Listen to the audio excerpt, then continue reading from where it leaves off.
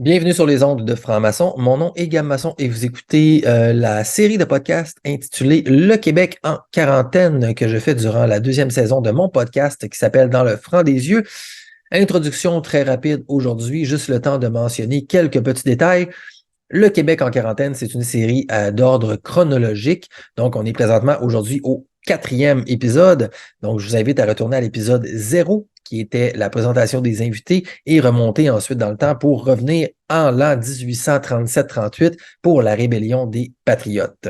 Il n'y a bien sûr absolument rien qui vous empêche de commencer à l'épisode 4, libre à vous, évidemment, mais c'est juste que c'est plus le fun, plus compréhensible et vous allez avoir mieux en tête les concepts généraux qu'on traite là, durant toute la série si vous commencez à l'épisode 0, évidemment. Donc, pendant la série, qu'est-ce qu'on fait? Eh bien, on retourne dans le passé pour essayer de mieux comprendre lors de la naissance de l'Empire américain et du Québec, quelles étaient les situations géostratégiques en lien, bien sûr, avec l'Empire britannique de l'autre côté de l'océan et peut-être même ici chez nous, qui sait. Et suite à ça, on va remonter dans le temps jusqu'à nos temps modernes.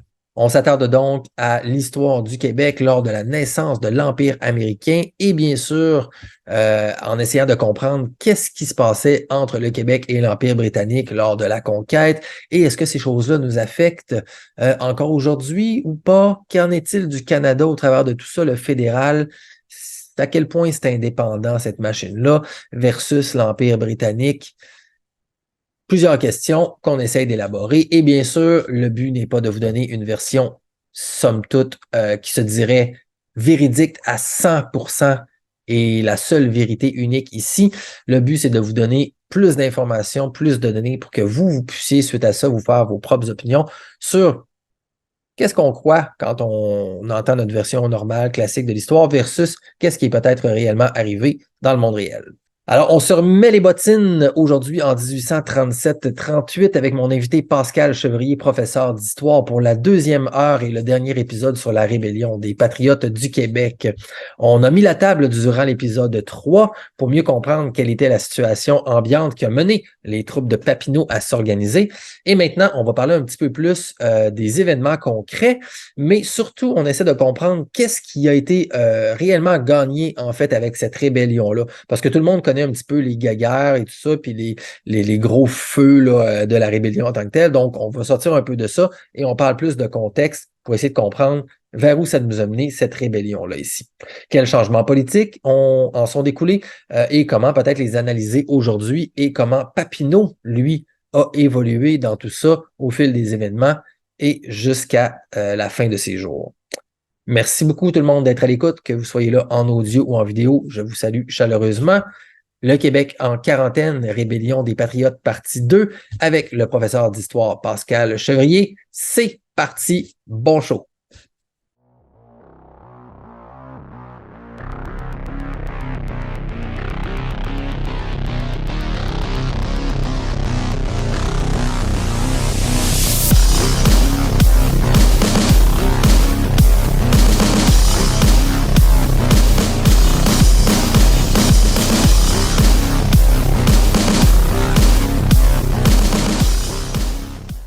Donc, on est présentement en train de discuter de la période précise des événements de la Révolution des Patriotes du Québec avec mon invité Pascal Chevrier.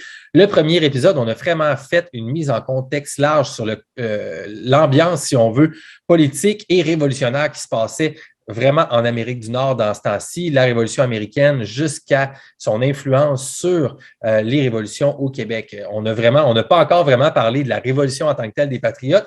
C'est là-dessus qu'on va focuser aujourd'hui dans quelques secondes à peine. Alors, avant de commencer, je veux encore une fois dire merci aux gens qui sont là. Merci d'écouter, merci de vous intéresser à ça ici et d'accepter peut-être de sortir de votre zone de confort historique et de connaissance pour essayer d'ouvrir vos œillères un petit peu puis voir au travers de la perspective de mes invités qu'est-ce qui s'est passé vraiment au Québec et pourquoi est-ce que c'est important et pourquoi aussi est-ce que je dis dans le titre de ma série « Le Québec en quarantaine ». Alors, on se relance dans la Révolution des Patriotes. Et sans plus attendre, je vous représente mon invité, Pascal Chevrier. Salut Pascal, toujours en forme? Oui, ça va toujours bien. Merci. Super, merci à toi. Alors, je rappelle aux gens que présentement, on est le 12 mars 2022 au moment d'enregistrer cet épisode, mais probablement que ça va être en ligne jusqu'au mois d'avril 2022, selon moi. Alors, on a dit en introduction de notre premier épisode un petit peu les impressions de Pascal sur ce qui se passe dans l'actualité présentement en lien avec sa compréhension un peu plus de l'histoire plus largement. Donc, encore une fois, je répète ça, Pascal, pour que les gens puissent comprendre l'importance d'aller dans la chronologie au niveau de la série pour se rendre au point précis où nous sommes. Et là, on est encore une fois de retour dans l'histoire en 1830-1840. On a fait une super mise en contexte un petit peu de qu'est-ce qui se passait au Sud avec le président Jackson, toute la question de la Banque nationale américaine, les révolutions un petit peu internationales, toutes les choses qui bougeaient un peu partout au monde, les nouvelles qui arrivaient en Amérique du Nord, ici au Québec, ensuite en français, comprendre un peu qu'est-ce qui se passait dans le monde, mélanger ça un peu avec les aspirations des gens à ce moment-là, peut-être pour avoir leur propre révolution. Et tu nous as parlé un peu à la fin de l'épisode des acteurs qui avaient principaux un peu du côté politique sous le système donc britannique et aussi du côté donc grassroots ou local canadien-français, canadien dans ce temps-là, avec Papineau et également les gens autour de lui là, dans le monde politique. Alors, je ne sais pas où est-ce que tu as envie de commencer ça, mais maintenant, sautons vraiment dans le vif du sujet et allons un petit peu plus dans les détails de la Révolution des Patriotes. Moi, j'ai envie d'en savoir plus un peu sur la transition politique qui s'est faite entre le Parti canadien et le Parti patriote un petit peu et voir un peu au travers de cette transition-là comment les choses ont évolué. Mais peut-être que tu as envie de commencer ailleurs un petit peu de ton côté. Fait que je te laisse un petit peu la table libre. Comment tu aurais envie qu'on aborde vraiment concrètement ce qui s'est passé en 1837-1838? Mhm. OK. Bon, bonne idée de partir de là. Je voulais peut-être ramener, dans le fond, j'ai parlé là, dans le premier épisode des révolutions qui ont lieu en Amérique, hein, en Amérique du Sud, et puis à partir de la Révolution américaine, là, tout ce qui s'était passé comme révolution. Je veux dire, là, tu parles de révolution des patriotes. Moi, la révolution, vraiment, si ça avait fonctionné, je l'appellerais comme ça. Là, pour l'instant, vraiment, il y a différents termes qui sont utilisés là, dans l'historiographie. Donc, des fois, on parle des troubles de 1837-38. Des fois, on parle des rébellions, Ouais. des insurrections. Ça dépend de quel côté là, de l'échiquier on se place pour dire est-ce que c'est bien ou pas bien là, ce qui s'est passé là. Mais ouais, le terme de révolution, moi, je ne l'emploierai pas tant que ça avec les patriotes parce que justement, ben, disons que ça n'a pas réussi là, comme tel. Mais c'est ça. Je voulais juste revenir, dans le fond, il y a des révolutions en Europe aussi. Hein. J'ai passé ça, on est passé un peu vite tout à l'heure, donc je voulais aussi le mentionner là, pour ceux qui vont écouter l'émission. Il y a des révolutions qui se passent en Europe, donc tantôt, on en a parlé de la Révolution française là, en 1789, mais il y a aussi une tentative de révolution, ce qu'on va appeler la rébellion irlandaise en 1798, donc contre le pouvoir britannique. Après ça, il y a plein de révolutions ou j'ai le terme en anglais là, dans la tête, des révoltes, disons, en Espagne, en Italie, au Portugal et en Grèce dans les années 1820. D'ailleurs, ben, il va y avoir une guerre d'indépendance en Grèce de 1821 à 1832. Et il y a d'autres révolutions encore en France en 1830, en Belgique, dans les Pays-Bas, en Pologne, dans les États italiens, au Portugal et en Suisse aussi. Il va se passer plein de choses. Donc, c'est quand même une période assez mouvementée dans laquelle maintenant vont s'inscrire les événements là, de 1837-38. C'est quelque chose à garder en tête parce que ça ne sort pas de nulle part. Hein, ça ne tombe pas du ciel. Il y a vraiment quand même des choses qui se passent à travers le monde. Et puis, ben, les patriotes, le Parti patriote, ceux qui revendiquent justement ben, des changements vraiment de fond dans le système politique à l'époque au Bas-Canada et puis au Haut-Canada, ben, dans le fond, ils s'intéressent à ça. Ils savent que c'est en train d'arriver ou ça a eu lieu dans les autres pays. même dans les pays colonisateurs, justement, donc en France, en Grande-Bretagne, il y a des choses qui se passent. Donc, voilà, c'est juste pour ramener ça Ouais. à l'esprit parce que c'est ça, il y a un contexte qu'il faut garder en tête. Et puis, ici, ben, les patriotes ils vont beaucoup s'inspirer justement ben, de l'exemple américain. On va le revoir dans les textes, on va le revoir dans les revendications. Justement, une chose sur laquelle je voulais appuyer, parce que justement, aujourd'hui, c'est pas tout le temps clair qu'est-ce qu'ils voulaient les patriotes. Puis justement, dans le premier épisode, on a parlé différence entre une république démocratique ou un autre système, là, organiser notre État d'une autre façon. Donc, la démocratie, c'est de donner le pouvoir au peuple. En fait, c'est ça vraiment, démocratie, hein, c'est le pouvoir du peuple. Ben, est-ce que c'est vraiment ça que les patriotes voulaient? Ben, d'une certaine façon, oui, mais c'était pas simplement ça. Ça va plus loin que ça. La démocratie, c'est une façon de faire, une façon d'organiser le gouvernement, mais en fait, il faut avoir un gouvernement. Donc, pour avoir une république, ben, faut arriver à avoir une indépendance politique. Donc, ça, c'était ça la revendication des patriotes aussi, c'était d'avoir plus d'indépendance vis-à-vis, ben, à l'époque, de la Grande-Bretagne. Et puis, pour arriver à, ben, on va prendre les armes pour vraiment faire l'indépendance. OK? Donc, ça, c'est pas non plus le courant là, de prendre les armes. Ça n'a pas toujours été tous les patriotes qui ont voulu faire ça aussi. Il faut aussi garder ça en tête. C'est ça, Donc, exactement. C'est quelque chose qui est super intéressant dans tes propos, c'est que tu parles qu'il y a aussi, c'est ça, il y a différents acteurs qui voulaient différentes choses à l'intérieur même du mouvement patriote. Puis d'ailleurs, c'est justement un des endroits fertiles, je pense, de tes recherches, où est-ce que tu amènes une nuance, le fun sur qui voulait quoi, puis qui a fait quelles actions à tel moment qui a dirigé, en fait, l'histoire, là, tu sais, des moments clés aussi. Fait que ça va être le fun d'en parler. ouais. L'idée, c'est que aussi, là, je voulais pas faire juste comme un cours d'histoire. Là. Je voulais vraiment. Là, on continue la discussion, dans le fond. Donc là, on Yeah. passe des fois par différents raccourcis ou on passe par des chemins qu'on n'avait pas prévus peut-être auparavant.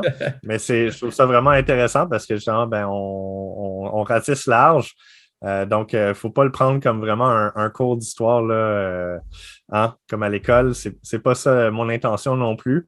Je sais que c'est pas ton intention aussi. Donc, on s'amuse avec ça et puis ben, on lance des hypothèses des fois qu'on aimerait bien rechercher encore plus. Donc, oui, effectivement, un point que je voulais amener par rapport à ce que tu as dit, c'est que justement, tu as des différents acteurs qui ont différentes intentions là-dedans. Qui proposent différentes façons d'arriver à leur but. Et puis, ben, tu as aussi différentes revendications. Puis aujourd'hui, quand on enseigne l'histoire des patriotes, dans le fond, la conséquence historique que ça a eu, souvent, on y va un peu vite et puis on dit, ben, bon, le soulèvement armé n'a pas fonctionné, mais finalement, quelques années après, on a eu le gouvernement responsable en 1848. Et puis, ben, à ce moment-là, dans le fond, on avait pas mal résolu le problème. Tout allait mieux. Puis, éventuellement, on a eu la Confédération, là, ce qu'on appelle la Confédération, en 1867, qui en fait une fédération, mais on appelle ça comme ça. Donc, il y a eu d'autres évolutions par la suite, mais en fait, c'est ça, les patriotes, ils ont pas mal eu ce qu'ils voulaient, mais ça s'est pas fait tout de suite. Ben, j'ai un autre bémol à ajouter à ça parce que j'avais mentionné le livre là, de Yvan Lamonde et Jonathan Livernois dans le premier épisode.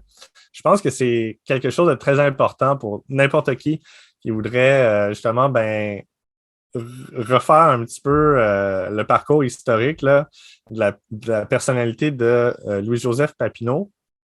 Il faut savoir que genre, ben, lui, ce qu'il revendiquait, c'était pas le gouvernement responsable.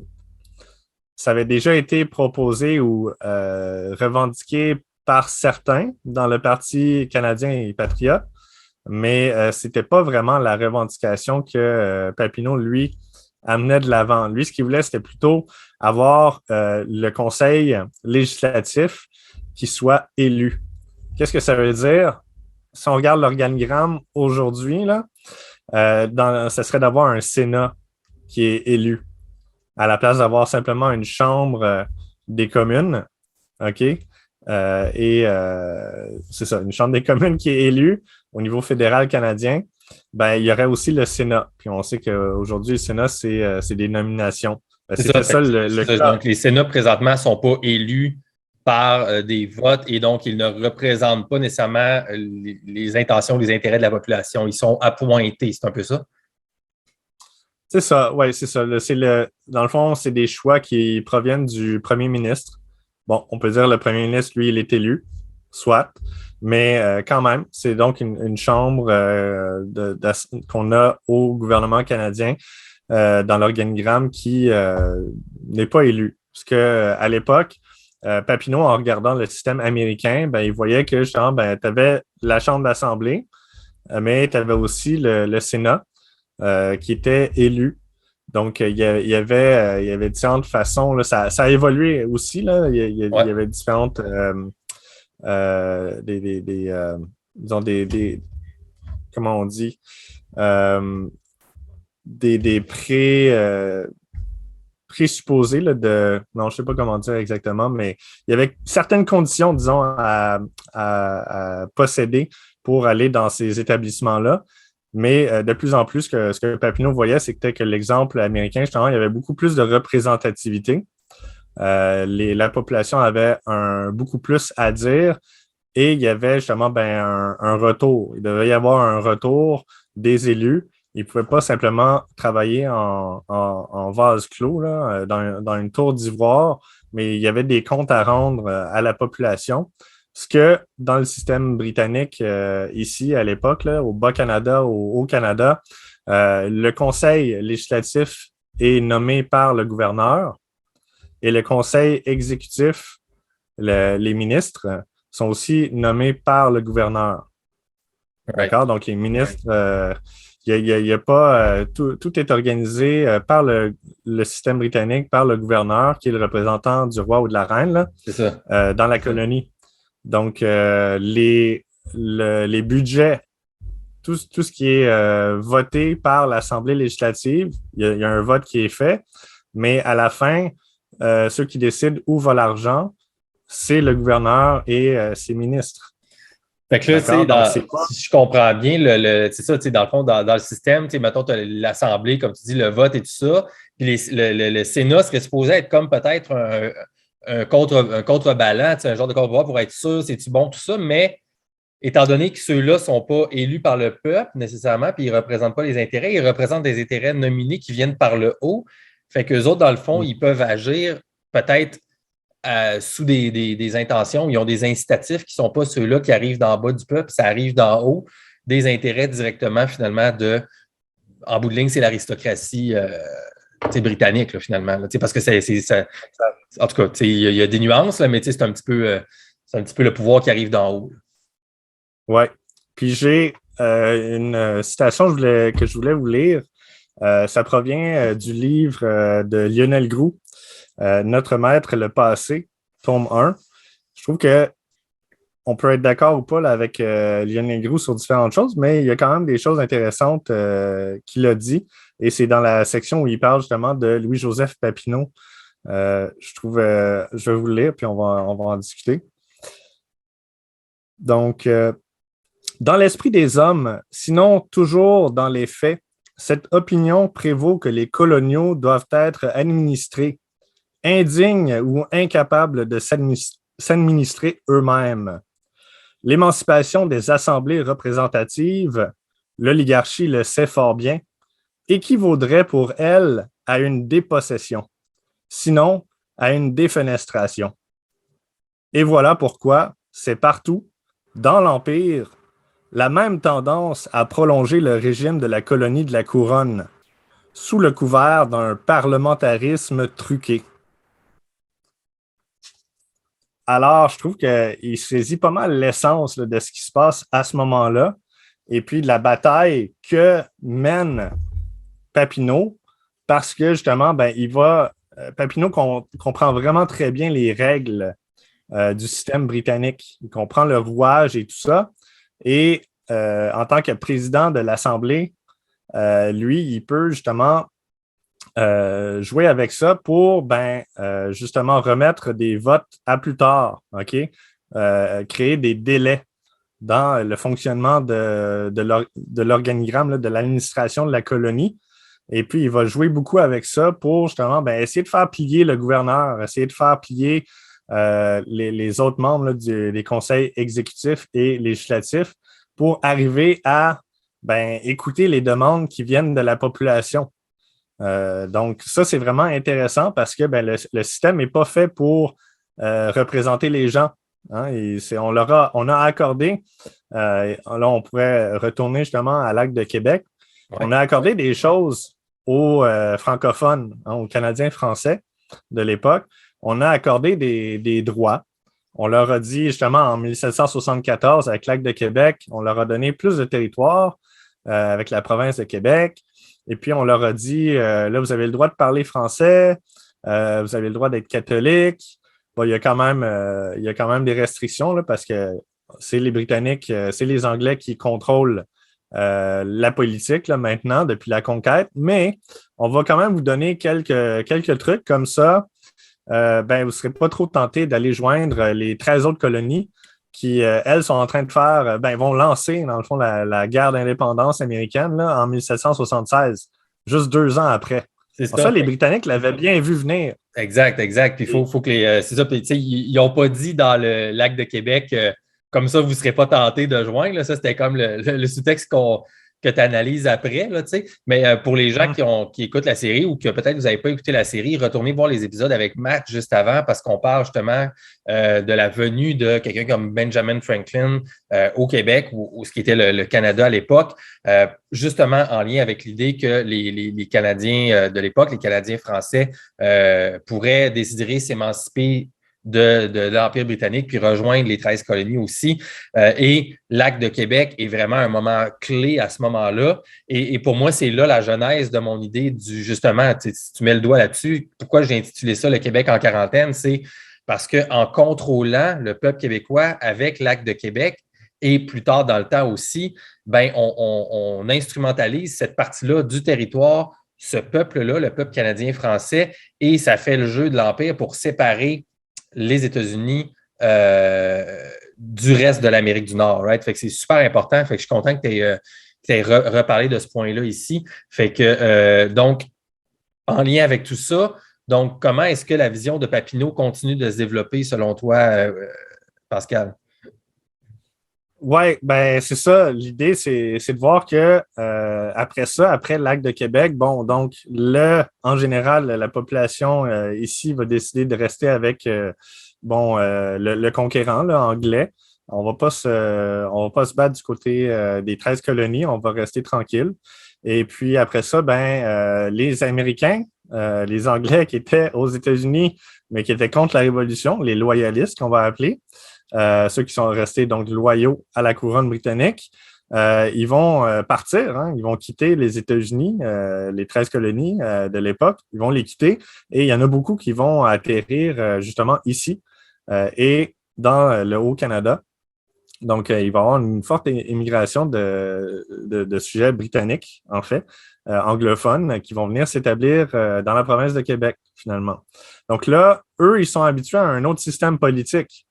Les francophones, les Canadiens, quand les Britanniques sont arrivés, ils n'ont pas dit « Ah, on va vous donner le droit de vote, puis vous pouvez faire ce que vous voulez, faire vos lois. » Non, ça ne marche pas comme ça.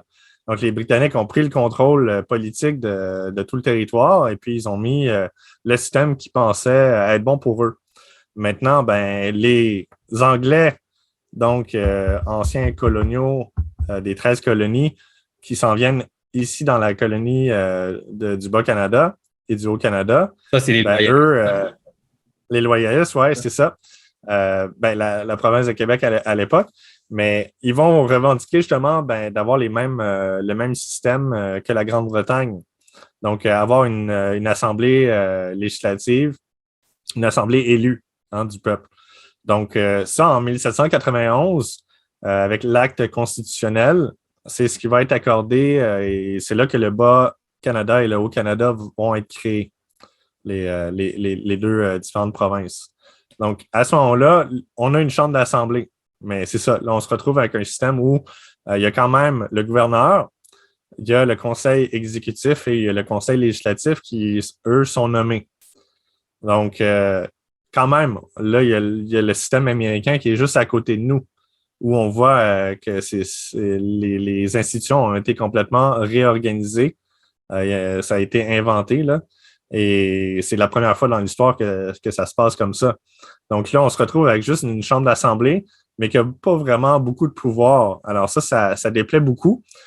Et là, on entend aussi une idée qui circule que le Bas-Canada, qui est en majorité francophone, et le Haut-Canada pourraient être justement regroupés et puis on créerait simplement un parlement pour les deux qui mixerait avec les nouveaux arrivés loyaux, les loyalistes, qui mixerait, dans le fond, ferait baisser le pourcentage de pouvoir politique qu'ont les francophones. Donc là, déjà, on joue la carte de français contre anglais. On veut vraiment diviser, puis on veut essayer que le pouvoir politique aille d'un côté ou de l'autre, c'est simplement selon nos buts, puis qu'est-ce qui nous arrange à ce moment-là. Donc, il y a une tentative, on parle d'union entre les deux colonies en 1808, je crois, la première fois. Mais finalement, bon, ça ne se passe pas, il n'y a rien qui arrive. Et dans les années 1820, encore 1822, ça revient du côté du secrétariat là, des Affaires étrangères, ministère des Affaires étrangères britannique ou ministre des colonies à l'époque. Ça revient comme idée. Et puis, ben, là, la population du Bas-Canada se mobilise, ils signent des pétitions et tout ça, et on envoie deux représentants du Bas-Canada en Angleterre pour parler avec les Anglais, pour parler avec nos dirigeants, dans le fond, à l'époque, et dire non, c'est vraiment pas une bonne idée, on veut pas de ça. Les deux, ben, c'est Nielsen et Papineau qui se rendent donc en Angleterre à ce moment-là. Et Papineau va rencontrer Lord Bathurst, qui est genre le ministre là, aux Affaires étrangères, aux colonies de l'Empire à l'époque.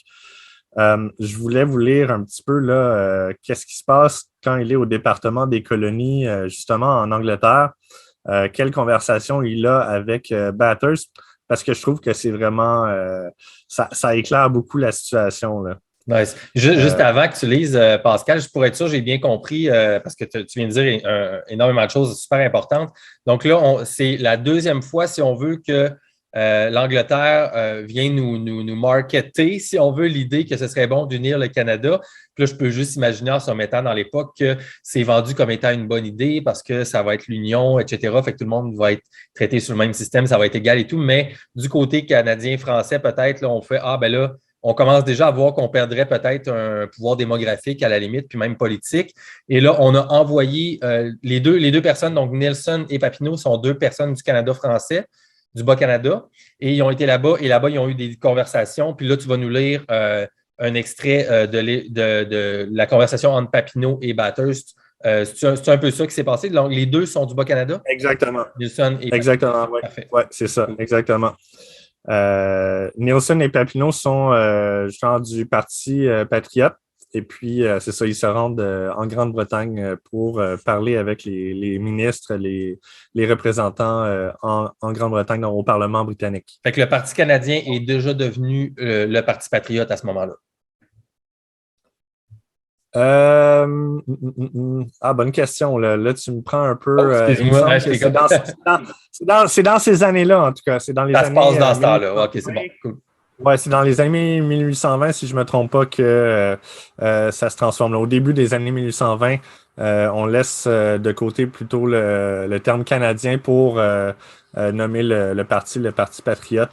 Là, j'avoue, j'ai un blanc de mémoire. Là, c'est pas grave. Peut-être que je vais le retrouver dans mes notes là, dans un instant, mais cool. Ce que je voulais vous lire, ça provient de ce qui a été intitulé l'histoire de la résistance. Il me semble, ici, j'ai l'histoire de l'insurrection du Canada par Louis-Joseph Papineau. Donc, il écrit ça quand il est en exil par la suite. en France après les rébellions. Il revient sur son expérience de 1822-23 pour faire comprendre, dans le fond, c'était quoi le jeu là, de l'Empire britannique jusqu'à la prise des armes au Bas-Canada et la conséquence là, néfaste, l'union par la suite là, qui a eu lieu. Donc, Papineau cite, donc c'est lui qui parle, et puis il fait parler aussi Lord Bathurst. Donc, Lord Bathurst, je conviens, me dit Lord Bathurst, que pour des possessions continentales où les populations se trouvent doublées en peu d'années, le régime dont vous vous plaignez ne peut être qu'une époque de transition orageuse et d'évolution maladive que doivent suivre pour les peuples qui y sont soumis des jours sereins et une organisation normale de la vie politique et de l'indépendance nationale. Je crois même que les temps d'épreuve seront courts pour vous, catholiques français, régis par des Anglais protestants. Votre position est forcée, il faut le reconnaître, elle est contre nature. Vous êtes trop éloigné de l'Angleterre pour la bien apprécier et trop rapproché des États-Unis d'Amérique pour n'être pas ébloui par leur trompeuse prospérité. Je ne vous demande donc que 25 ans de patiente résignation. D'accord, OK. Donc ça, c'est Lord Bathurst qui dit ça à Papineau à l'époque. C'est ce que Papineau, en tout cas, nous exprime à ce moment-là. D'accord. Voyons voir un petit peu plus en détail. J'avais une autre citation, là, si je peux la retrouver rapidement. Et pendant que tu cherches ça, si j'ai bien compris, ça, c'est dans ses mémoires. Fait que là, ça, c'est plus tard que lui a écrit ça dans ses réflexions sur qu'est-ce qu'il avait vécu en Angleterre avec Bathurst dans les années 20, début des années 20. Exact, c'est ça. Exactement. Donc, Papineau, lui, il écrit ça là, en répondant, en ayant en tête clairement que là, entre-temps, il y a eu le rapport Durham où justement, ben, on avait envoyé Lord Durham, qui était supposé être un peu plus comme un genre de libéral là, à l'époque, un peu plus conciliateur et tout ça, mais qui finalement arrive avec un rapport dans lequel il dit, ben, en gros, les francophones, les Canadiens, n'ont pas trop d'histoire, il faudrait les assimiler. Simplement, là, faut les rendre britanniques. Il faut qu'ils deviennent britanniques, c'est tout. C'est pas mal ça, parce que c'est ça le problème qu'il entrevoit. Malgré tous les problèmes dans le système politique de l'époque qui ne répondent pas du tout aux besoins de la population, lui, il en fait une question là, de race entre français et anglais. Alors, Papineau, il s'insurge par rapport à ça parce qu'il voit que justement, ben, c'est pas ça que vous nous avez dit au départ, là. Bathurst, justement, lui aussi, il comprenait que peut-être il y avait un problème politique. Il jouait aussi la carte là, de la race, là, qu'on ne pouvait pas s'entendre français et anglais. Ben, ça fonctionne pas parce que il y a des Anglais qui sont dans le Parti patriote aussi, là. Donc, c'est pas juste une question de langue et puis d'origine ethnique. Ça va vraiment au-delà de ça. La liberté, c'est pas juste pour une race ou un groupe de personnes. Là. Ça dépasse de loin. Donc, Papineau, lui, il dit, je vais juste paraphraser parce que je retrouve plus exactement l'endroit. Je l'ai pas noté auparavant, ça m'apprendra bien une leçon. Donc, Papineau dit par la suite que simplement, ben, toutes les promesses de Lord Bathurst, c'est dans le vent. Là. Ce qu'il voulait, c'était attendre encore 25 ans, attendre que les États-Unis, les États-Unis, le pays, redeviennent une colonie britannique, en fait. C'est ce que Bathurst lui dit. Il lui dit, ça, c'est vraiment juste une illusion. Hein. Ils ont gagné la guerre, mais bon, et éventuellement, ils vont revenir avec nous parce qu'ils vont reconnaître qu'on est supérieur. Puis leur système, justement, de république avec leurs institutions plus démocratiques, là, représentatives, ben ça marchera pas. Là. C'est une mauvaise idée. Et puis, ils vont s'en rendre compte bientôt. Là. C'est juste une question de temps. Donc, à ce moment-là, quand les États-Unis ne sont plus vraiment un problème pour nous, je donne mon idée là-dessus, là, sur qu'est-ce que Bathurst dit en fait, Ouais. qu'est-ce qu'il pense. il transmet ça à Papineau. Il dit une fois que les États-Unis vont s'être autodétruites, là, on pourra vous donner plus de liberté, mais pas avant ça. C'est ça. Donc, Papineau, c'est ça. Je ne sais pas s'il en parle ailleurs. En tout cas, j'ai pas vu de traces écrites avant qu'il écrive ça en exil, là, son histoire de ce qui s'est passé avec la rébellion. Mais dans le fond, ça doit être à son esprit. Il doit garder ça en tête, que justement, Bathurst a voulu faire un deal avec lui, mais que Papineau a refusé, en fait. Il l'a dit très clairement. Papineau, il dit non. Nous, c'est pas une question de temps. Nous, on veut avoir plus d'indépendance. On veut avoir des institutions qui nous représentent.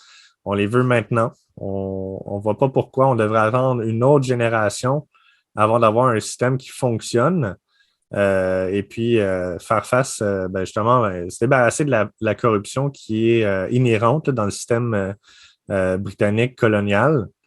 Donc, il dit ça à Bathurst et il dit, nous, on vise à être comme les États-Unis, là. On veut une indépendance. Bon. Donc, évidemment, ouais, les Britanniques maintenant le savent. C'est ça. Et du côté de Papineau, il va travailler là-dessus à partir de ces années-là, 1822-23. Lentement, mais sûrement, là, on voit dans ses discours que justement, il est de moins en moins près du système britannique, même s'il est toujours un sujet britannique par la force des choses, là. Il est de moins en moins intéressé par les institutions britanniques, qu'il comprend très bien, mais il veut beaucoup plus se rapprocher justement des institutions américaines, de la République américaine, pour essayer de faire la même chose, soit en faire partie même, comme j'ai dit dans la première partie, là, il est pour l'annexion à un certain moment donné, ou simplement avoir la propre République là, du Bas-Canada qui se sépare de l'Empire britannique. Ça, c'est quand même pas rien. C'est pas rien du tout. Fait que là, ce que tu dis, c'est que, dans le fond, suite à son retour de son voyage là-bas, avec Nielsen, il ne faut pas l'oublier.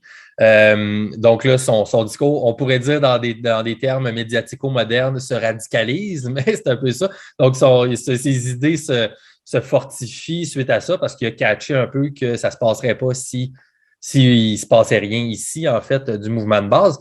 Fait que, est-ce que tu penses que ce serait peut-être un bon moment pour ou je ne sais pas si tu avais déjà autre chose en tête, mais justement, qu'est-ce qui s'est passé en fait pour que déjà, c'était qui Nielsen en fait? Pourquoi lui, on a décidé qu'on l'envoyait là avec lui? Puis c'était quoi peut-être leur relation et comment ça s'est transformé finalement en rébellion pour ne pas utiliser le mot révolution? Oui. Pour Nielsen, j'ai moins de choses à dire, mais c'est un représentant aussi qui a été élu. Là. Il est compagnon de Patriote pendant plusieurs années là, dans le Parti canadien et Patriote. Mais Nielsen, par la suite, va un peu se désengager. Surtout, je crois, c'est à l'époque des 92 résolutions que vote le Parti Patriote. Il va être moins intéressé. Il va trouver que c'est un petit peu trop demandé, là, un peu trop radical, comme tu dis. Trop de choses qui sont demandées au gouvernement britannique et qui finalement vont jamais. On va donner justement une fin de non-recevoir là, à tout ça. Là. On va dire le gouvernement britannique, en fait, après 1834, quand les 92 résolutions sont envoyées, le gouvernement britannique va prendre 3 ans, va attendre 3 ans pour répondre à ça. Et puis, c'est Lord Russell, qui maintenant est ministre là, des colonies, si je ne me trompe pas. Lord Russell, c'est lui qui répond aux 92 résolutions par ses 10 résolutions. Et en gros, c'est non. Sur toute la ligne. On fera rien de ce que vous nous avez demandé. On garde le système comme il est, puis that's it. Fait que les 92 résolutions, c'est un peu le résultat du brainstorm, du travail interne du Parti des Patriotes. C'est un peu ça. Fait que là, ils ont arrivé avec ça, puis ils ont décidé d'envoyer ça là-bas pour dire, regardez, nous autres, c'est ça qu'on demande. C'est un peu ça? Mm-hmm. OK. Puis, Exact, ouais, Russell, lui, ils exact. disent ben, juste non, finalement. Et ça, ce serait Mhm. l'événement déclencheur des événements concrets de 37-38? Ben effectivement, là, ça vient ajouter de l'huile sur le feu parce que déjà, je veux dire, le Parti patriote à ce moment-là, là, il est élu, il a une forte majorité. Donc, il représente vraiment les intérêts de la population. En tout cas, il y en a pas énormément des partis à ce moment-là, mais c'est les patriotes qui ont gagné la grosse majorité. Donc, quand même, ils ont le peuple de leur côté. Là. Ils ont les votes pour dire, ben nous, hey, on est légitime. Là, regardez, là, il y a tant de personnes qui ont voté pour nous. Donc, on revendique ces choses-là et les gens nous ont réélus encore pour le faire. Là, on leur a dit pour les revendications, les 92 résolutions et tout ça. Les gens le savent, là. Ils sont au courant. Ils ont voté pour nous en connaissance de cause. Puis là, vous nous amenez un non sur toute la ligne. Ben là, c'est sûr que ça aide pas la situation dans la colonie. Là, on a passé, on n'est peut-être pas allé dans tous les détails là, de qu'est-ce qui se passe avec la corruption au niveau de l'organigramme de la colonie, mais il y a beaucoup de problèmes au niveau à savoir justement ben, qui décide de où vont les taxes, les subsides, l'argent là, qui est voté par l'Assemblée législative. Ben justement, c'est le gouverneur puis ses amis dans le conseil exécutif, conseil législatif qui décident à la fin si l'argent va être donné pour l'éducation ou pour ci ou pour ça. Ça crée plein de problèmes. Puis là, ben, le Papineau, il est quand même très habile là, à ce niveau-là. Il comprend bien le système législatif britannique de la colonie. Puis, ben, il arrive à bloquer le processus parlementaire. Donc, il arrive à faire des délais, sur délai, bloquer des votes sur les budgets pour faire en sorte que, ben, justement, ben, toute la machine, elle bloque, elle ne fonctionne pas. Donc, il faut passer par l'Assemblée quand même. Il faut qu'elle vote des lois pour débloquer le budget. Sinon, il n'y a rien qui se passe. Donc, lui, Papineau, il est beaucoup plus pour l'approche, ben, on va le faire graduellement, on va le faire par les règles du système. On va les bloquer, dans le fond, à leur propre jeu. On va montrer que, dans le fond, leur système n'est pas viable parce que, justement, ben, ils ne nous représentent pas du tout. Ouais, c'est Donc, ça. Fait que lui, il montrait ce que je disais tantôt, l'espèce d'image des demandes par en bas du peuple jusqu'à l'Assemblée, mais le blocage, si on veut, du pouvoir par en haut, qui finalement, tout ce qui se passe ici, en bout de ligne, si en haut, ils ne veulent pas, ben c'est bien beau, ça a l'air beau, vite de même, c'est du débat, un peu comme on voit des fois dans la Chambre, encore une fois aujourd'hui, c'est télédiffusé, mais si en haut, ils décident qu'ils ne veulent pas, tout ce show-là qui peut durer des semaines, ça ne veut rien dire parce qu'en une seconde, ils vont juste faire nous autres, on a le pouvoir, fait qu'on ne veut pas, tu sais. Fait que c'est super ouais. intéressant. Fait que Papineau, lui, était bon pour montrer cette contradiction-là, comme tu dis. Fait qu'écoute, je vais te laisser finir cette pensée-là. Puis juste avant qu'on aille dans les événements, je veux qu'on revienne un peu sur la question du Parti canadien puis Patriote aussi. Fait que je te laisse continuer avec Papineau. Oui, OK. Donc, là, j'avais parlé tantôt, c'est Nielsen. Je pense que tu avais pris pour Nelson. Il y a vraiment les deux, en fait. Donc, je vais revenir sur le Oui, cas des OK, frères oui, Nels. hey, c'est super important parce que oui, en effet, C'est c'était pour net. ça que. Parce que tantôt, j'ai dit pour Nielsen, j'ai pas beaucoup de choses à dire, mais pour Nelson, ça va être autre chose. Donc, je comprends Eh bien, OK. Hey, écoute, ça fait que là, ça veut la dire que moi, nuance, là, peut-être c'est ça. j'ai sûrement mélangé même des auditeurs moi-même parce que là, je pense que tu viens de m'apprendre quelque chose que même moi, c'était pas clair parce que moi, c'est pas quelque chose que j'ai recherché tant que ça. Fait que Nielsen qui a été envoyé là-bas, c'est pas un des deux frères Nelson. Non, c'est ça. Là, moi aussi, j'ai compris par la suite. Là, j'ai vu, OK, je pense tu voulais mettre l'accent là-dessus Oui, parce que, OK. mais voilà, c'était pas le même personnage. OK, Mais c'est correct. je te laisse Là, on se débroussailler ça. comprend. OK, Là, vas-y. on se comprend. Donc voilà, ben, c'est ça. Il y a quand même plusieurs problèmes là, dans la colonie, puis on va essayer de résumer là, pour pas nécessairement faire juste un cours d'histoire là, académique comme à l'école. Il y a beaucoup de problèmes au niveau social, au niveau politique et tout ça. Et puis, ben, c'est ça. Papineau, lui, essaye avec les outils qu'il a en sa possession, en étant, genre, ben, l'élu là, qui représente, qui est aussi le président de l'Assemblée. Là, c'est lui, ce qu'on appelle le Speaker of the House. À l'époque, c'est lui, là. Donc, il fait partie du Parti patriote, mais il est aussi, dans le fond, celui qui organise les débats à l'Assemblée. Donc, il y a beaucoup, beaucoup de pouvoir, là. Et les gens l'ont élu encore et encore et encore. Il est très, très populaire à ce moment-là. Papineau, c'est vraiment l'icône là, du mouvement patriote, du parti. Et il représente ces revendications-là. De l'autre côté, ben justement, là, on parlait des 10 résolutions Russell. Ben, quand ça revient dans la colonie, ça, là, les gens ne sont pas contents, c'est sûr.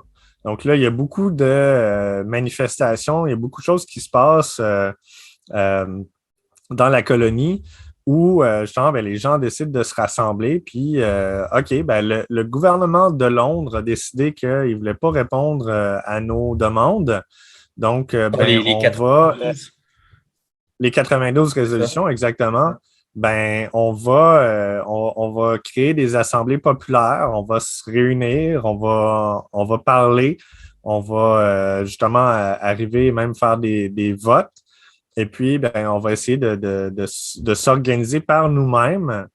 Donc, même contre la volonté là, de ceux là, qui sont gouverneurs et autres, là, qui sont supposés être le pouvoir dans la colonie, ben on va essayer de s'organiser sans eux.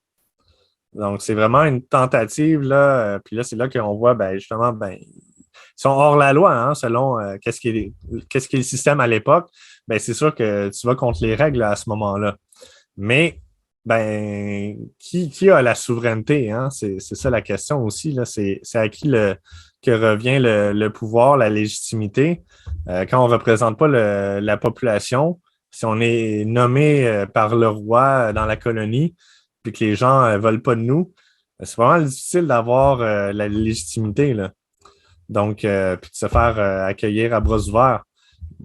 Alors, les patriotes, la population suit le mouvement des patriotes, le parti politique aussi, et ils font des assemblées un peu partout, là, surtout dans la vallée du Richelieu. Il va y avoir plusieurs assemblées politiques, des discours, ici et ça, pour en venir à, genre, ben, euh, la grosse assemblée des 6 comtés. Et ça, j'avais ici, j'en avais parlé dans mon autre présentation là, en anglais. J'essaie de retrouver simplement la. Il y a une très belle fresque qui a été produite là, de ça par Charles Alexander Smith dans les années 1890.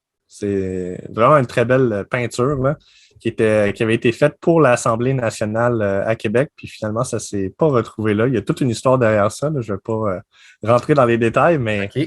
c'est assez intéressant. Si les gens veulent aller voir là, qu'est-ce qui s'est passé avec ce tableau-là. L'Assemblée là, des 6 comtés qui était à Saint-Charles-sur-Richelieu. Tu voulais-tu le partager ou tu l'as-tu sur ton écran ou? Non, je ne l'ai pas. OK, non, Non, c'est beau, c'est beau, désolé. je pensais, j'étais pas sûr. OK. Ouais, il faudra aller voir. Là. J'ai plutôt mes notes. Là. C'est surtout ça que je voulais revoir. OK, Mais c'est bon. ouais, vous allez voir, là, c'est une très belle peinture. Là, puis on voit justement Papineau qui est en train de faire un discours là, Je vais essayer, sur le. si tu me l'envoies après, je vais essayer je la mettrai au montage, en fait, par-dessus pour que les gens puissent l'avoir direct là, présentement, là, pendant que je dis ça. OK, parfait. Ben oui. Donc, l'Assemblée des 6 comtés, ça se passe à Saint-Charles-sur-Richelieu. C'est le 23 et 24 octobre 1837. Alors, ça se passe vraiment un mois, en fait, avant le début des rébellions. Donc, c'est vraiment la plus grosse assemblée, si je ne me trompe pas, là, en termes de nombre. Alors, on parle de quand même des milliers de personnes là, qui se rassemblent là. Donc, ils sont venus d'un petit peu partout, là, surtout de la vallée du Richelieu, mais qui se rassemblent là pour avoir ben, justement une assemblée populaire qui va discuter ben, où est-ce qu'on en est rendu, voter des résolutions aussi, voter des nouvelles choses pour faire avancer la colonie. Et puis, c'est là que genre, Papineau va dire, moi, je dis que les États-Unis ont bien commencé leur révolution quand il fait vraiment référence à ça, là. Il fait référence à la révolution américaine, puis il dit, eux ont bien commencé avec le boycott des produits britanniques. Lui, c'est ce qu'il promeut à l'époque. C'est ça qu'il dit, on doit boycotter les produits britanniques, on doit faire les vêtements ici, on doit vraiment se développer nous-mêmes, OK? Et c'est ça le début. C'est comme ça que les Américains ont fait et puis ça s'est bien passé, ça a bien terminé. Donc, nous, on est juste à bien commencer et puis on espère ça se finisse bien aussi, là. C'est un peu ça le message de Papineau à l'époque.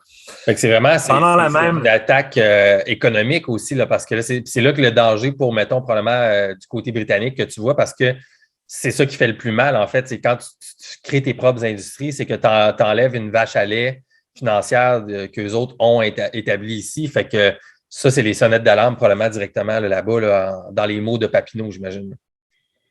Oui, totalement. C'est ça. Puis ça va pas prendre beaucoup de temps là, que sa tête va être mise à prix, là.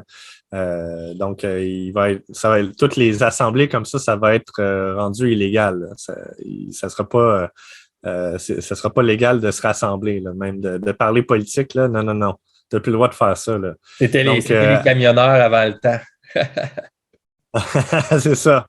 Donc, après ça, ben, après que Papineau ait parlé, l'affaire, c'est qu'il y a justement Wilfred Nelson, qui est aussi dans le Parti patriote, qui lui aussi va prendre la parole, mais lui, sa vision des choses, c'est que le temps pour parlementer, le temps pour bloquer justement au niveau du Parlement, de l'Assemblée législative, les subsides, tout l'argent, les votes sur les budgets et tout ça, on l'a fait, puis bon, c'est passé ce temps-là. Donc là, c'est le temps de se battre.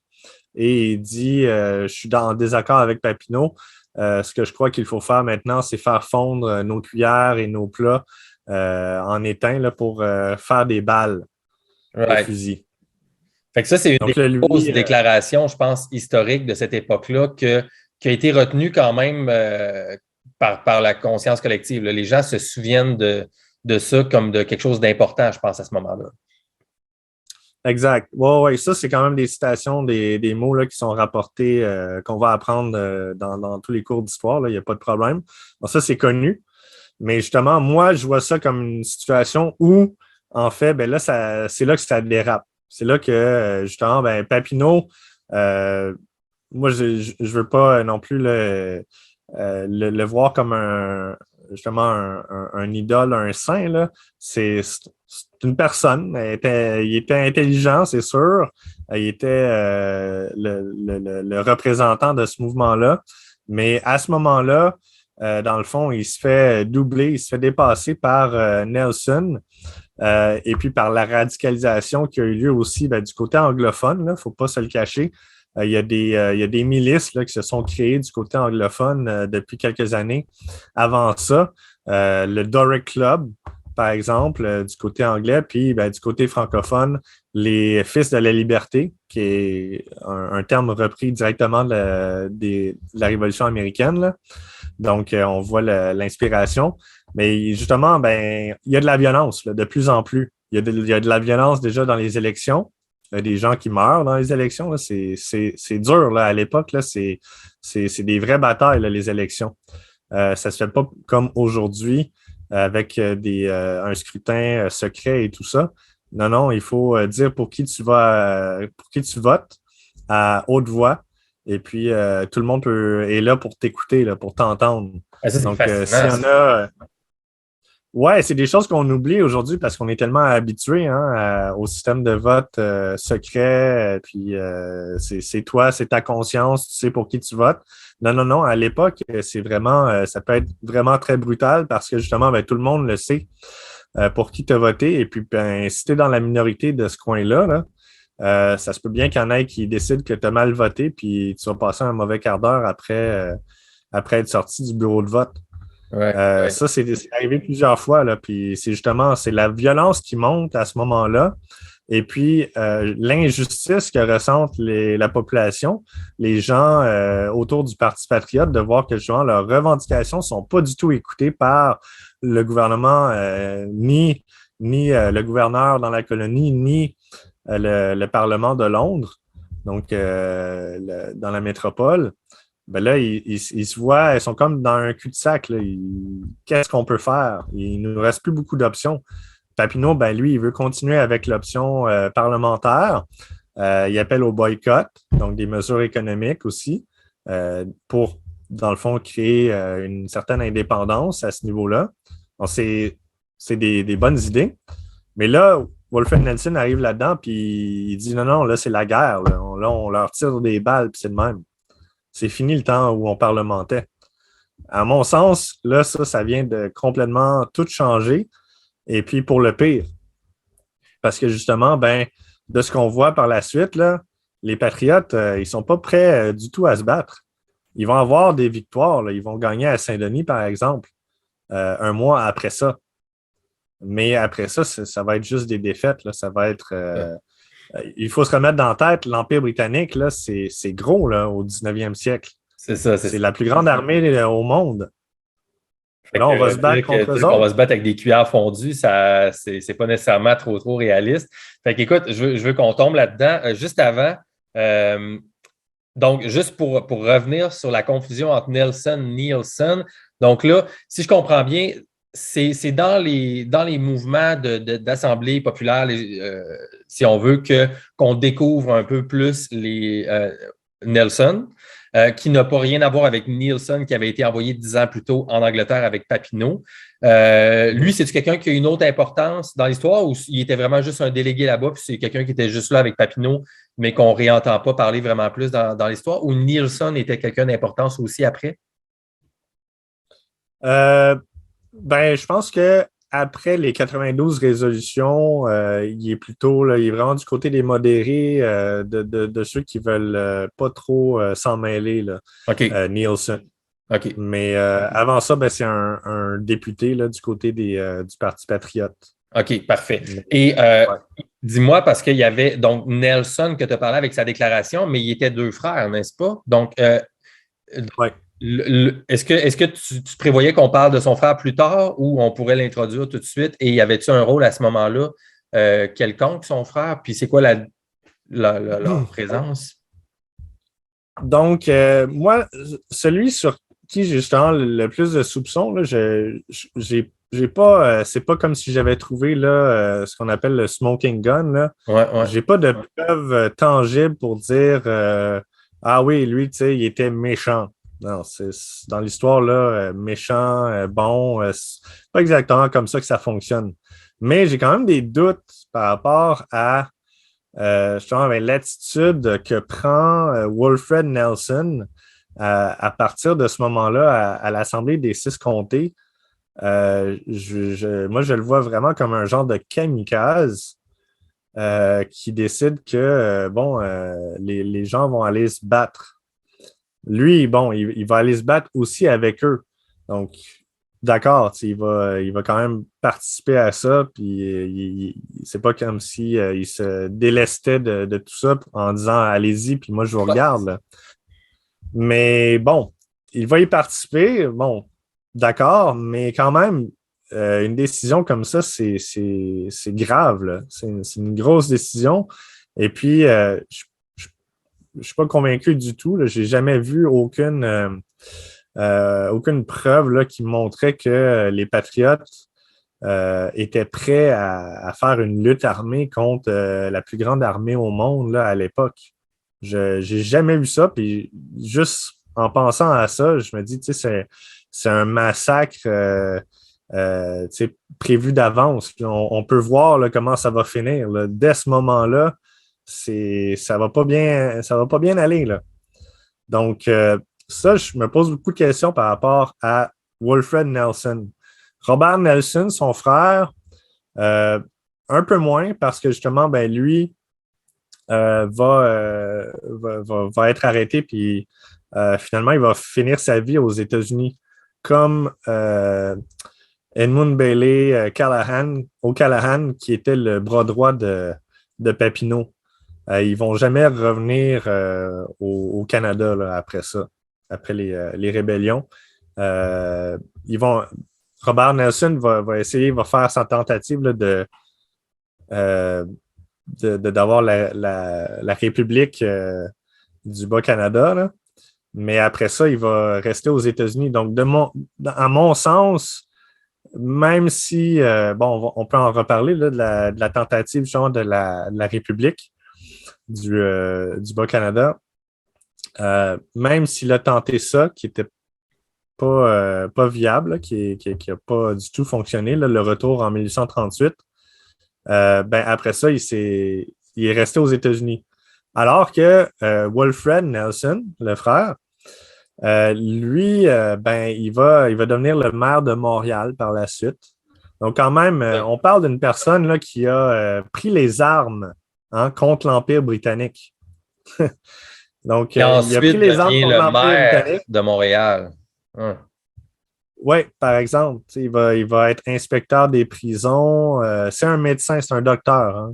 Il est connu comme le bon docteur Nelson. Pour vrai? Euh, Hey, ça, je ne savais même pas. Fait que Wilfred Nelson était un médecin? oui, oui, Oh! exactement. Ah, ben ça, c'est Oui. fascinant en plus parce que c'est Mhm. juste mon esprit à moi, limite autiste, qui fait beaucoup trop de liens entre les choses, mais tout l'aspect, en tout cas médical, est fascinant dans tout ça. OK, OK, OK. Fait que, excuse-moi, continue.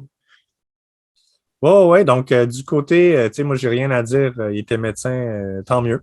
Mais c'est surtout, tu sais, c'est ça, c'est le côté politique qui m'interroge beaucoup. Je me dis, justement, bon, quelqu'un qui est quand même non seulement, tu sais, a appelé à l'insurrection, a appelé à faire la guerre contre la mère patrie, là, contre le système, l'Empire britannique, euh, qui va être exilé aussi, mais il va réussir à revenir.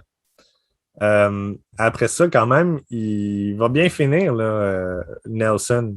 Ouais. Non seulement il va bien finir, mais il va réussir aussi à entacher la réputation de Papineau par la suite.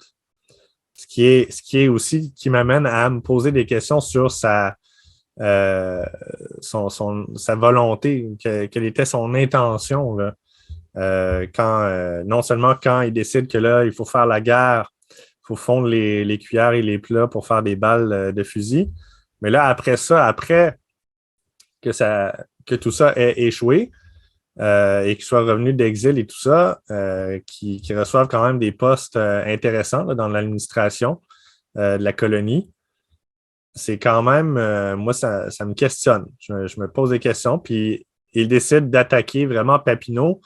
Il y a tout un épisode où, quand Papineau revient, parce que Papineau va être en exil plus longtemps que les autres, lui, il est parti justement le matin de la bataille de Saint-Denis qui va avoir lieu. Euh, il est parti déjà, mais ce qui est compris de plusieurs, en regardant un peu les différentes personnes qui en ont parlé, c'est que justement, ben, c'est Nelson qui lui dit de partir. À Donc, il y a une Papineau. réunion à Papineau. Oui, exactement. Donc, il y a une réunion qui se passe le matin même, avant la bataille. Et puis, il semblerait que le consensus, c'est ben, pars comme ça, ben, si on gagne, tu reviens, puis t'es la personne, t'as la victoire, t'es victorieux et tout ça, on te fait un triomphe, on est avec toi. Puis si on perd, ben, au moins, t'es pas là. Donc, tu peux quand même revenir plus tard. On peut réorganiser les choses. Puis, ben, on a besoin d'un chef quand même. Là. Donc, on ne veut pas que le chef soit pris advenant une défaite. Il ne faut pas que tout le monde se retrouve non plus en prison. Là. Donc, il faut que le mouvement perdure. Donc, je pense que c'est ça la discussion qui a lieu. Et puis, ben, Nelson dit à Papineau, va-t'en, ce que Papineau va faire. Mais par la suite, quand Papineau revient d'exil, en premier, il part aux États-Unis. Il essaie d'aller chercher du soutien là, des congressistes américains et puis du président, si possible. Bon, ça ne fonctionne pas. Après ça, il s'en va en France pour aussi aller voir ben, s'il n'y aurait pas du soutien qui pourrait venir des milieux français. Et Donc, juste pour préciser, c'est pendant ce moment-là qu'il écrit un peu ces genres de mémoires où est-ce qu'il parlait de sa rencontre avec Bathurst, que tu nous as lu des extraits tantôt. C'est bien ça? exactement. Cool, C'est OK. ça. C'est quand il est en France que ça va être publié, son histoire là, dans le fond de l'insurrection au Bas-Canada. Exactement. Tu as bien suivi. Donc, Check. c'est ça. Il va être en exil pendant quand même plusieurs années. Puis il me semble qu'il revient en 1845, si je ne me trompe pas. OK. Puis après ça, ben c'est ça, il va être traité comme par Nelson. C'est Nelson qui va lancer ça, là. Il va être traité de fuyard, hein, un peu heureux, qui s'est sauvé de la bataille de Saint-Denis. Publiquement. Donc, Alors que selon ce qu'on vient de dire, de façon privée, dans cette réunion-là, c'est lui-même qui lui aurait suggéré de s'en aller. exact. Wow. Donc, ça aussi, c'est bizarre, tu sais, que par la suite, là, quand Papineau revient, ben bon, les rébellions sont derrière nous, et, effectivement. En 1840, suite au rapport Durham, il y a eu la création de l'acte d'union. Donc, l'union que voulait faire auparavant, justement, Lord Bathurst, ben, elle est faite en 1840. Donc, ça, c'est entériné, c'est fait. Case closed, comme on va dire. Ouais. Papineau revient en 45. Et puis là, comme ça, Nelson l'attaque parce que Papineau, ben, il est contre l'Union. OK? Lui, il n'a pas changé d'idée, Papineau, entre-temps, là. C'est ça. Il était contre l'Union en 1822.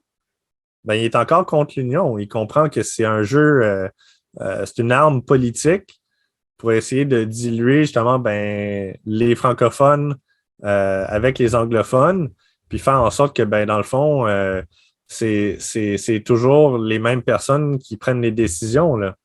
L'organigramme n'a pas changé beaucoup, là. Ça. On est en 45. Donc, il n'y a pas encore ce qu'on appelle le gouvernement responsable qui va arriver en 48. Mais même ça, Papineau, en 48, le gouvernement responsable, bof. Que les ministres, ça soit des personnes, des députés, parce que c'est plutôt ça l'idée d'avoir le gouvernement responsable, là, c'est Oui, d'avoir ben, j'aimerais ça que des tu prennes un moment ministres qui peut-être sont élus. pour en parler un petit peu de c'est quoi, parce qu'on en a parlé tantôt, puis je voulais qu'on revienne là-dessus, mais on ne l'a pas vraiment défini. Puis moi, c'est quelque chose même que je ne connais pas tant que ça. Ça a été quoi le changement de dire, OK, maintenant, il y a cette histoire-là du gouvernement responsable? Oui, c'est ça. Ouais, c'est quand même important parce que justement, ben, quand on parle, quand Yvan Lamonde et Jonathan Livernois parlent d'erreur sur la personne, quand on parle de Papineau, ben, c'est en grande partie ça.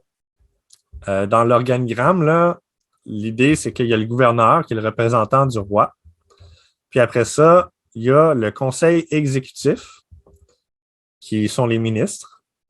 Et il y a le conseil législatif, qui, on pourrait dire, là, dans les termes d'aujourd'hui, est le Sénat. OK? Donc, une deuxième chambre où il y a des gens qui prennent des décisions sur les lois, qui décident si les projets de loi passent ou passent pas. Donc, il y a une assemblée législative qui est élue par la population, mais c'est la seule chose qui est élue. Quand on nous dit que avec le 1948, le gouvernement responsable qui est introduit à ce moment-là, quand on nous dit que dans le fond, ben ça résout beaucoup de problèmes, ou en tout cas, ça répond aux revendications qu'avait le Parti patriote, C'est ça. ben, en fait, c'est pas vrai. C'était pas ça la première revendication des patriotes. Ce que Papineau exposait, c'était qu'il voulait un système beaucoup plus à l'américaine. Ça veut dire quoi? Ben, il voulait un Sénat élu. D'accord? Donc, il voulait et une assemblée législative et un Sénat élu. OK? Deux chambres où il y aurait des élus qui peuvent avoir différents rôles, comme dans le système américain, ou différents mandats là, en termes de temps aussi, mais que ça soit élu. Donc, lui, l'idée, c'était pas tant qu'il y ait des ministres qui soient des députés. Parce que c'est ça le gouvernement responsable. C'est ça. Fait que C'est que l'aspect technique du gouvernement responsable, c'est qu'on a mis sur place les postes de ministres qui devenaient des députés. C'est ça? Oui, effectivement, c'est ça. OK, OK. Donc, lui, c'était pas tant ça qu'il voulait. C'était pas l'importance pour lui, c'était pas justement qu'on puisse avoir des votes de confiance envers le gouvernement. C'était pas de ce côté-là qu'il s'enlignait. Donc, il voulait beaucoup plus un changement dans le conseil législatif pour que justement, ben, il y ait deux pouvoirs qui reviennent à la population au niveau de faire les lois. Puis que dans le fond, ça coupe sous le pied là, le pouvoir du gouverneur qui deviendrait dans le fond un peu plus symbolique ou cérémoniel là, par la suite, hein, pour enlever du pouvoir au gouverneur. Mais c'est ça, que les ministres soient élus, c'est pas vraiment ça la question. Aux États-Unis, quand on regarde le système américain, pour faire la comparaison, justement, on le voit. Hein, aux États-Unis, les ministres ou les gens qui sont placés là dans les ministères, dans les départements, ils ne sont pas élus. C'est des personnes qui viennent souvent de ces milieux-là, que ce soit de la finance, que ce soit de la santé, ici et ça, ben le président va avoir des choix. Il va aller choisir des personnes qu'il va présenter devant les chambres. Je crois que c'est les sénateurs qui décident vraiment, justement, si ce choix-là du président est retenu ou pas. Et puis, à ce moment-là, dans le fond, la personne qui est choisie, ben, elle devient le ministre, là, le répondant pour la politique du gouvernement là, dans les différents départements. Okay? Donc, cette personne-là n'est pas élue. Sauf que là-bas, les sénateurs, eux, qui décident. Eux sont élus. Eux sont élus. Fait que là, eux autres, oui, en théorie, en appuyant ou non cette candidature-là, eux autres, en théorie, représentent l'intérêt d'en bas. Exact, c'est ça. C'est ça que Papineau voulait. Right. Papineau, il ne voulait pas juste que le ministre de la Santé, c'est un député. Ça, c'est notre système ici au Canada. On a des gens qui ne sont pas nécessairement formés dans aucun domaine, là, qui deviennent des ministres de différents départements. Hein, ils deviennent ministres de la Santé aussi ou ça, mais c'est des avocats ou ça peut être des personnes très bien, là. C'est pas ça que je dis, mais le point est, l'idée, c'est est-ce qu'on pourrait avoir quelqu'un qui sait de quoi il parle, dans le fond, qui connaît déjà un peu le système. Hein, si tu mets quelqu'un qui a travaillé dans le système de la santé depuis plusieurs décennies, bien sûrement qu'il va comprendre le rouage, puis s'il y a quelque chose qui bloque, il va pouvoir essayer d'amener des nouvelles idées. Alors que si tu mets simplement quelqu'un, un avocat, ou peu importe, bien là, cette personne-là, elle ne sait pas vraiment, elle ne connaît pas le système de fond en comble. Elle est obligée d'écouter, dans le fond, ben, les sous-ministres, les bureaucrates, ceux qui ont été dans le système politique depuis des années et des années.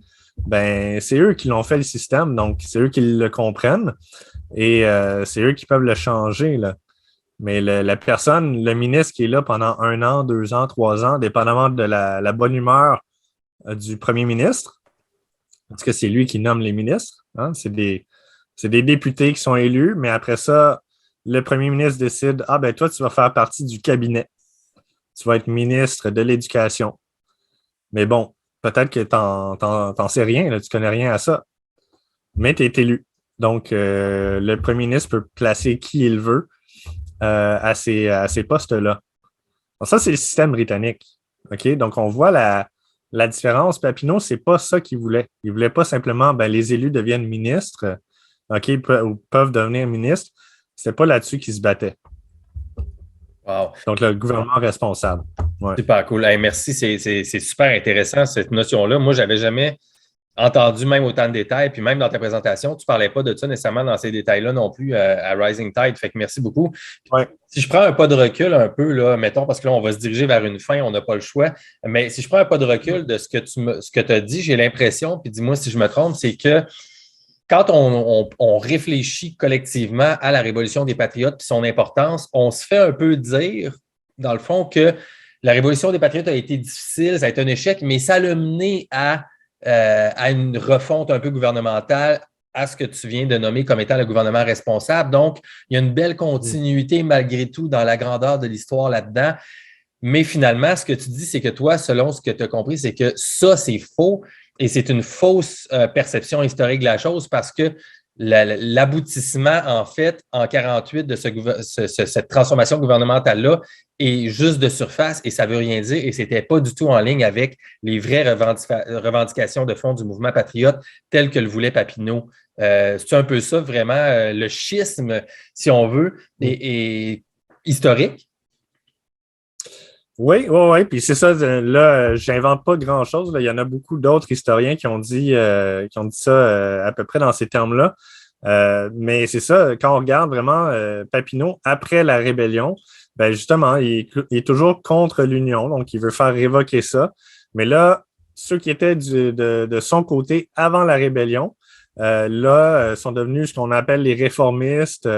Et puis, disons qu'ils acceptent la nouvelle mouture de gouvernement, là, le nouvel organigramme qui a changé, oui, mais c'est pas ce que demandaient les patriotes.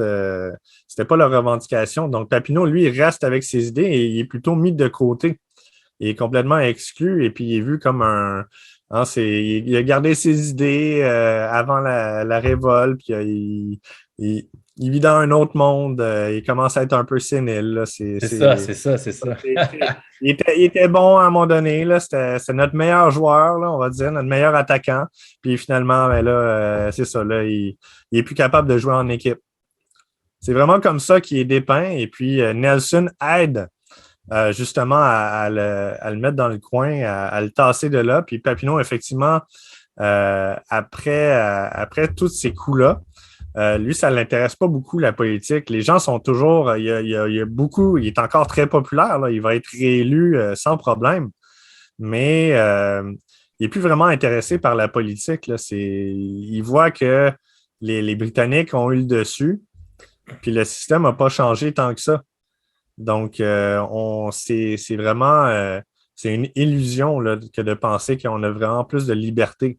C'est là-dessus que lui se battait. C'est vraiment au niveau du principe de liberté puis de souveraineté populaire. Ben, une république, c'est pas juste de faire voter le monde à chaque 4 ans. Là. Ça prend plus que ça. Ouais. Donc, il n'est pas satisfait du tout. Et puis, il va être contre toutes les même la Confédération, là, 1867, comme on l'appelle, là, la Confédération de 1867. Ben, il va être contre aussi. Là. C'est pas plus dans l'intérêt, en fait, du peuple. Non seulement canadien et français, là, mais lui, ça ne le dérange pas. Là. Il est bilingue, Papineau. Là. Il a été obligé de parler avec les Anglais depuis le tout début. Là. Il connaît leurs trucs. Il est capable de parler leur langage. Puis c'est pour ça qu'en fait, il n'a pas peur non plus de s'annexer aux États-Unis. Il pense qu'il y a plus de liberté pour les Canadiens français en étant joint à la République américaine qu'en restant du côté des Anglais. Malade. Puis ça, écoute, je suis content que tu aies ramené ce point-là parce que avant qu'on finisse, je veux qu'on refasse une petite parenthèse sur quelque chose que je voulais revenir depuis tantôt aussi. Je t'en avais reparlé, mais la question du Parti canadien au Parti patriote, puis on va utiliser ce que tu viens de dire pour le faire parce que comment je veux mélanger deux choses ensemble, je ne suis pas sûr de comment je veux le faire, puis je ne veux pas que ça a l'air tout croche, mais la vision, en fait, du mouvement patriote, des patriotes en général. Il y a deux choses, en fait. Présentement, on rit, là, je reviens, mettons, en 2020-2022, on rit du côté progressif négativement de ceux qui réclament la liberté. Comme là, donc les gens, ce qu'on pourrait appeler de la gauche au niveau progressiste, etc., gauchiste, ridiculisent les gens qui revendiquent la liberté, la souveraineté, par exemple, avec le convoi des camionneurs et tout ça, comme de quoi que c'est égocentrique, etc., puis qu'on a toutes les libertés qu'on veut en Occident. Ils disent tu devrais te comparer avec une vraie dictature, tu verrais que tu es libre. Puis là, fait qu'il y a ce côté-là qui est intéressant, qui est étrange présentement, de diminuer un peu ceux qui revendiquent publiquement la liberté puis nos droits fondamentaux, si on veut, etc., par rapport aux mesures sanitaires et tout. Fait qu'il y a cette option-là que je ne sais pas comment imbriquer avec l'idée historique de la notion des patriotes, parce que c'est ça aussi, les camionneurs, Truckers for Freedom, c'est lié avec toute la question patriotique aussi. qui fait un feedback avec la question trumpienne en même temps là-dessus. Là, je fais comme un retour dans le temps réel actuel. Avec la question c'est ça, patriotique américaine, nationaliste versus globaliste. Fait qu'il y a ça. Puis présentement, le côté globaliste est associé plus avec la gauche progressive, on catégorise, versus le côté nationaliste avec le côté soit gauche plus classique, libéral ou plus conservatrice en même temps. Fait qu'il y a comme cette espèce de combat-là, si on veut, général, présentement, qu'on peut même lier avec le côté ukrainien entre les deux côtés de l'Ukraine présentement, puis le côté de la guerre actuelle. Fait qu'il y a tout ça qui est intéressant, mais si je retourne avec le côté historique, avec ce que je viens de dire, la question de la transition entre le Parti canadien et le Parti patriote dont tu as parlé tout à l'heure, c'était intéressant quand tu as mentionné le bras droit de Papineau. Tu parlais que c'était un anglo... un Irlandais, en français, un Irlandais, c'est ça, un anglo-irlandais, là, pour dire. Alors, tu peux-tu revenir là-dessus un petit peu? Parce que l'autre chose qui est critiquée fortement par la gauche, présentement, c'est le côté libertaire / de droite, mais historiquement, le mouvement patriote est vu comme étant associé à ethnocentrique, donc très, très canadien, français, québécois, limite qu'on rit du côté de souche canadien-français. Puis le mouvement patriote est associé comme étant négatif et donc ethnique, juste blanc, canadien-français. Mais dans ta vision à toi, ou pas juste toi, là, mais dans la vision qu'on étudie présentement, le Parti patriote, c'est pas ça du tout. C'est quasiment l'inverse, finalement. C'est un parti rassembleur au-delà juste du côté blanc / francophone. Fait que tu peux-tu juste parler un petit peu de ce moment-là, juste rapidement, en quelques minutes? Puis est-ce que j'ai raison de mettre ça un petit peu dans un certain moule, là, qui est un peu trop général, mais tu vois-tu un peu ce que j'ai essayé de dire? Oui, oui, totalement. Ben, effectivement, je comprends totalement ce que tu dis. Puis c'est ça qui a été joué. C'est la carte de Lord Durham qui a été jouée contre la population, ben non seulement du Bas-Canada, mais des deux Canada. Parce que à la fin, le Haut-Canada aussi, là, on en a moins parlé, mais le Haut-Canada aussi, il y a eu des tentatives. Pour justement avoir une révolution là-bas, coordonnée dans les mêmes années là, que ce qui se passait ici au Bas-Canada. Donc, c'est pas anodin, c'est pas au hasard. Maintenant, ça n'a pas non plus marché du côté du Haut-Canada pour d'autres raisons. Mais ce que je dirais par rapport à ça, c'est que justement, tu as raison. C'était vraiment d'essayer de créer un nouveau système, d'essayer de se libérer d'un empire. Puis de comprendre les gens aujourd'hui là, qui justement décrit ceux qui appellent à la liberté, qui trouvent que c'est un message qui est très exclusif et tout ça, même raciste et que sais-je. Ça, c'est ça. L'idée, là, c'est que l'Empire britannique, en fait, est encore là et encore en train de diriger, dans le fond, la façon dont on voit les choses. Donc, les catégories, en fait, qu'on voit en présence aujourd'hui, c'est des variations sur le même thème que ce qu'on a vu auparavant, d'accord, avec les patriotes. Puis ça a évolué, c'est sûr, avec le temps, avec la Confédération en 1867, ici et ça, de Première, Deuxième Guerre mondiale jusqu'à aujourd'hui. Mais c'est ça, l'Empire britannique, les gens qui disent que l'Empire britannique, après la Deuxième Guerre mondiale, n'existe plus, moi, je connais aucun empire dans l'histoire humaine là, qui s'est suicidé. Ça n'existe pas. Donc, oui, il peut disparaître, mais normalement, il y a un choc. Normalement, on le voit. C'est pas arrivé, ça. Donc, le système de l'Empire britannique n'a jamais vraiment tombé. On est encore dans ce système-là aujourd'hui. Simplement qu'il s'est transformé. Puis j'ajouterais à ça là, ce que tu disais tout à l'heure, parce que justement, liberté, progressisme, gauche, droite, tout ça. Je dirais, dans le fond, comme on parlait de l'organigramme du système politique de l'époque, puis d'aujourd'hui, avec les gouverneurs, lieutenants-gouverneurs, tout ça, représentants de la reine, c'est pas parce qu'ils n'utilisent pas leur pouvoir qu'ils l'ont pas. Et si tu as des chaînes, si tu es enchaîné, c'est pas non plus parce que on t'a donné de la peinture pour peinturer tes chaînes de la couleur que tu voulais. que tu n'en as plus. Très bon. N'est-ce pas? Donc, ce que les patriotes réclamaient, c'était qu'on enlève les chaînes. C'était pas d'avoir le choix de la couleur. C'est ça que je pense qu'aujourd'hui, il faut qu'on repense, qu'on remette dans l'histoire, là, c'est de comprendre que euh, les patriotes ont perdu, mais ils perdent encore si on ne comprend pas c'était quoi vraiment leur revendication au départ.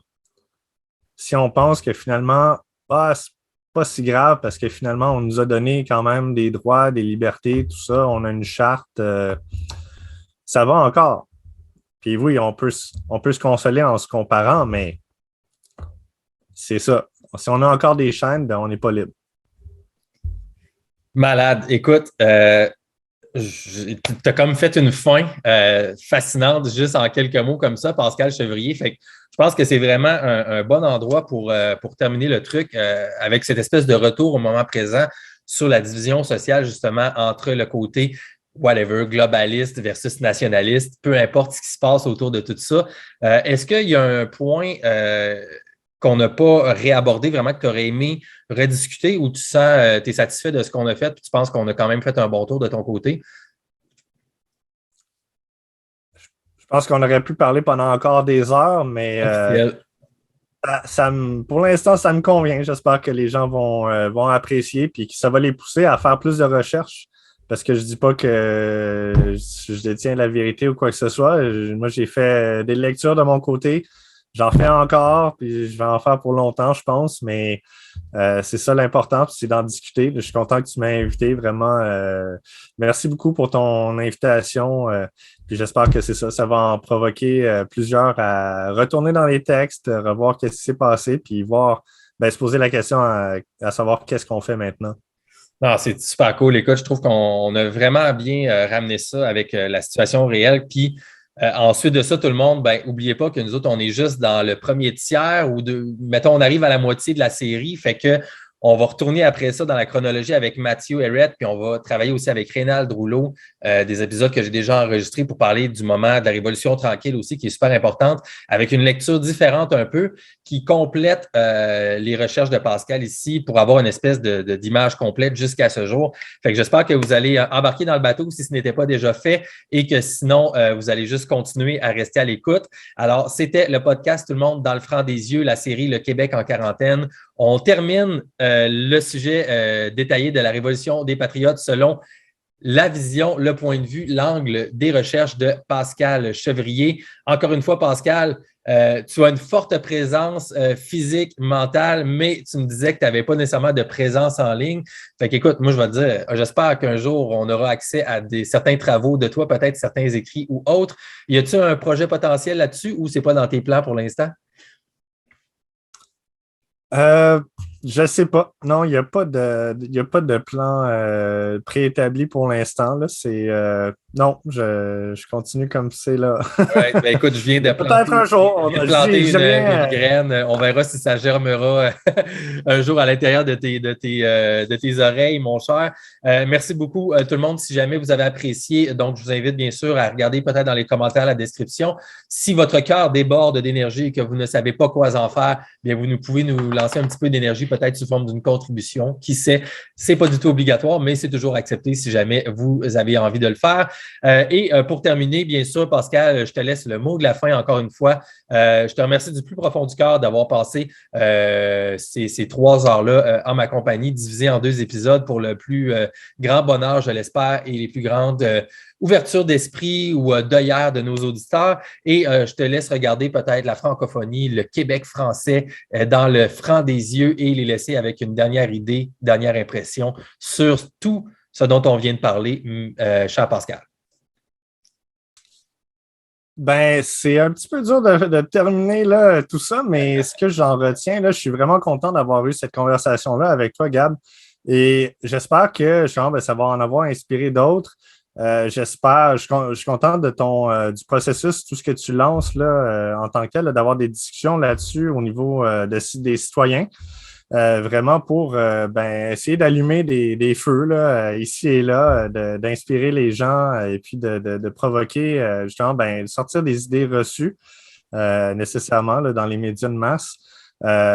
C'est rare que je lis les commentaires sur les vidéos, mais c'est sûr que celle-là, vu que je suis dedans, je vais sûrement retourner et revoir les commentaires que les gens vont laisser sous cette vidéo-là. Puis moi, je les encourage, là, si vous avez des commentaires, des questions, des choses ou des peut-être des informations, là, des choses que je n'ai pas nommées, d'enrichir tout le monde avec ça, dans le fond.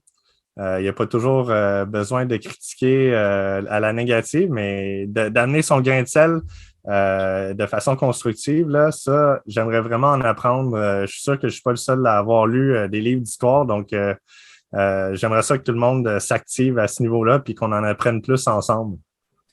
Solide. Ce serait ça mon mot de la fin. C'est un excellent mot de la fin. Allumer le feu à l'intérieur de soi et à l'extérieur. Fait que super, Pascal, merci beaucoup. Puis c'est drôle que tu dis ça parce que mes vidéos, tu sais, moi, mes trucs, c'est vraiment pas beaucoup populaire. Tu sais, il y a plusieurs années, j'étais un peu populaire parce que j'étais avant tout le monde dans le podcasting plus philosophique, historique un peu et même nationaliste, mais j'ai tellement fait de projets différents et tout ça que j'ai perdu le monde en bout de ligne. Fait que mes vidéos sont pas super populaires.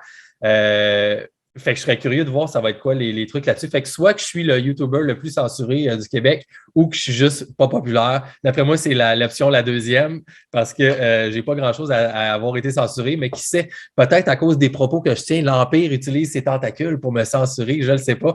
On va essayer de me donner un peu de velours juste comme ça en imaginant que je suis quelqu'un qui est suivi par les sociétés secrètes et que je suis censuré de force sur les réseaux sociaux. Ça me fait plaisir de le voir comme ça, juste pour le fun. Fait que j'espère tout le monde que vous allez écouter les mots de Pascal et rajouter votre grain de sel ici. Pour moi, ça va être super utile aussi. Alors, en terminant, encore une fois, un immense merci à tout le monde. Merci Pascal. On se quitte. Peut-être que ce sera une partie remise dans le futur. Et tout le monde, je vous revois dans le prochain épisode du podcast Dans le franc des yeux pour suivre la chronologie historique de la série Le Québec en quarantaine. Pascal, salutations. Merci pour ton temps, pour tes recherches et j'espère que tu en feras encore d'autres pour pouvoir nous parler un jour de ce sera quoi tes prochaines découvertes. Merci Pascal. Merci. À la prochaine. Ciao.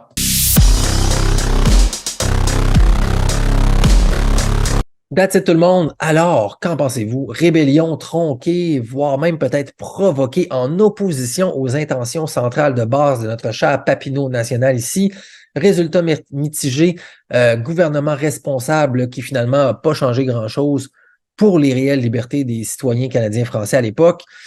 Comme le dit mon invité, Pascal Chevrier, on peut moins parler d'une révolution que d'une rébellion avortée, si elle en est une.